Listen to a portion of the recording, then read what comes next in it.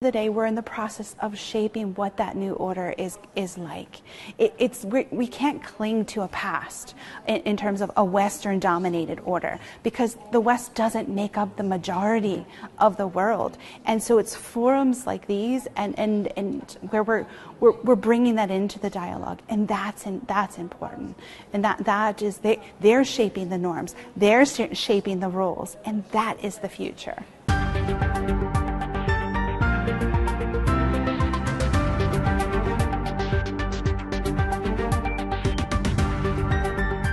It's for the seventh time.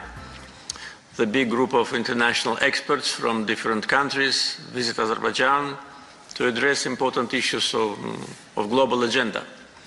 And at the same time, all these visits help to know Azerbaijan better, to feel the pulse of the country. The 7th ADA Political Forum took place in Azerbaijan under the theme Facing the New World Order.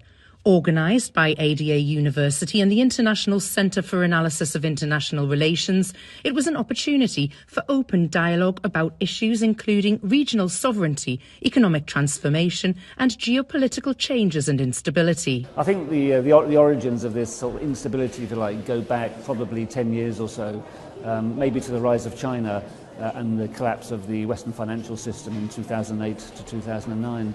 And then suddenly we found that alternative models on display. It wasn't just the Western financial model, the Western political model which was on display.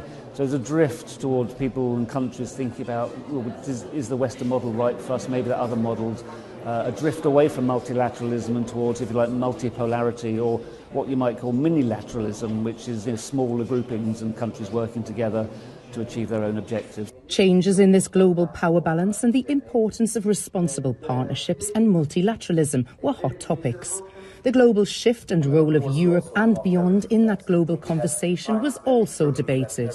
The European Union is the best thing in the world, which it's a very good thing, but it has its faults. And I think it's good to kind of get out of the bubble and have discussions where the global south is there, you have other powers like China there. I think it's crucial to have those dialogues, because without it, we just live in a bubble and don't understand other cultures, other people.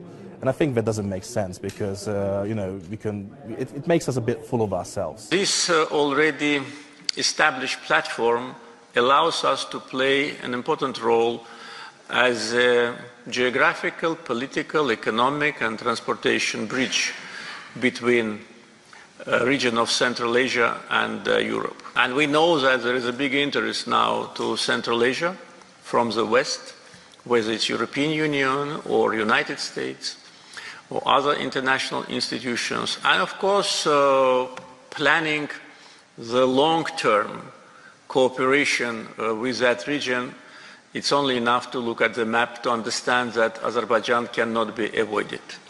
80 attendees from 44 countries travelled to Karabakh University as part of the forum. It was the first international event to be held in Konkendi and was seen by many as a reflection of Azerbaijan's openness to further dialogue and international cooperation. We are trying to understand what's happening with the world, because the world is going through tectonic changes with the new US administration, with the situation in EU countries, and also with the conflicts in Ukraine, Gaza. We're trying to understand how the world is shifting and how Azerbaijan can be part of this new reality, new dynamic, and how we can contribute to world peace, global peace.